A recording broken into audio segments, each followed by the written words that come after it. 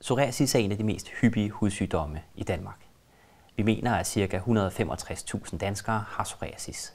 Sygdommen rammer lige hyppigt mænd og kvinder. Sygdommen starter ofte i 10-årsalderen eller indtil man er 40 år, men vi ser også psoriasis hos babyer og hos folkepensionister.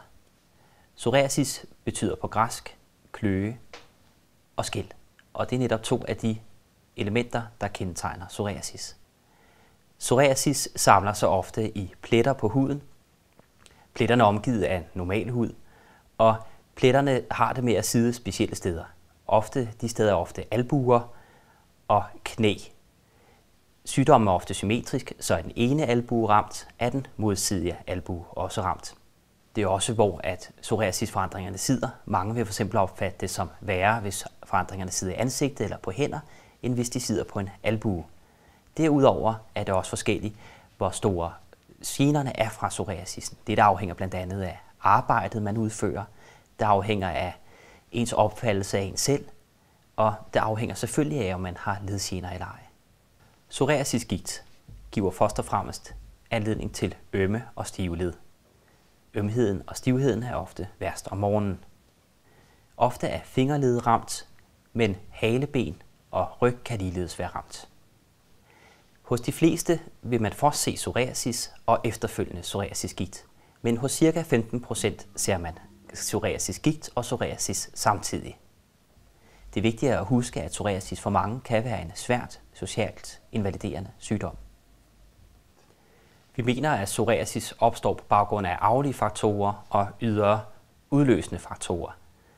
De ydre udløsende faktorer kan være sådan noget som halsbetændelse med streptokokker, det kan være stress og alkohol. Selvom psoriasis er en kronisk sygdom, kan der være lange perioder, hvor man ikke har nogen symptomer på sin sygdom. Vi har de senere år fået betydeligt større indblik i årsagen til psoriasis, eller hvad der sker under psoriasis. Og vi har fundet ud af, at den tilgrundliggende sygdom ligger i immunsystemet. Det, der sker, det er, at immunsystemets celler angriber huden, og dermed så opstår der en form for betændelsesreaktion uden bakterier. Det er også det, der gør, at vi de senere år er blevet mere og mere klar over, at psoriasis også påvirker de indre organer, såsom hjerte og stofskifte.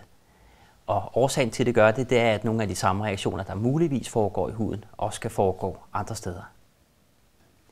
Hvis du mistænker, at du har psoriasis eller psoriasisgigt, skal du henvende dig til din egen læge.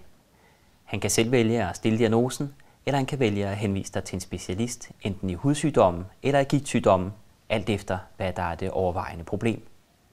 Det er også vigtigt at huske på, at der er en række ting, du selv kan gøre for at undgå, at du får nye anfald af psoriasis. For det første er det vigtigt at holde huden smidig og fugtig med gode fugtighedscremer. Det andet, man kan gøre, er at undgå faktorer, der kan fremprovokere psoriasis, såsom stress og alkohol. Og endelig kan sol i moderate mængder være godt for de fleste med psoriasis. Der findes en række forskellige behandlinger af psoriasis. Det endelige valg afhænger af sværhedsgraden og hvordan den enkelte behandling passer til dig.